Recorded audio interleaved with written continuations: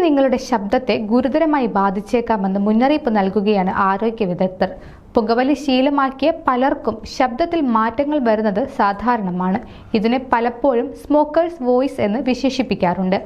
പുകയിലയിലെ ദോഷകരമായ രാസവസ്തുക്കൾ തൊണ്ടയിലെയും ശബ്ദനാളത്തിലെയും അതിലോലമായ കോശങ്ങളെ നേരിട്ട് ബാധിക്കുന്നതാണ് ഇതിന് കാരണം. ഒരു സിഗരറ്റ് പോലും തൊണ്ടയിൽ അസ്വസ്ഥത, വരൾച്ച, താൽക്കാലിക വീക്കം എന്നിവയ്ക്ക് കാരണമാകും.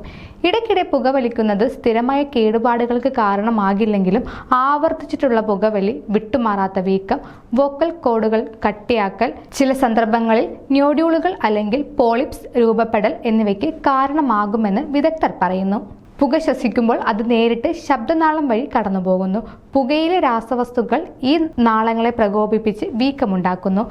വിങ്ങിയ നാളകൾ ശരിയായി വരക്കാത്തതിനാൽ ശബ്ദത്തിന് ഘനവും പരുപരുത്ത സ്വഭാവവും സംഭവിക്കുന്നു. ചൂട്, രാസവസ്തുക്കൾ, സുഗന്ധദ്രവ്യങ്ങൾ എന്നിവ വരൾച്ച, വീക്കം, പരുക്കൻ സ്വഭാവം എന്നിവയ്ക്ക് കാരണമാകുമെന്നും ആരോഗ്യ വിദഗ്ധർ വ്യക്തമാക്കുന്നു. ശബ്ദനാളങ്ങൾക്ക് വീക്കം വരുമ്പോൾ അവയുടെ ഭാരം കൂടുന്നു.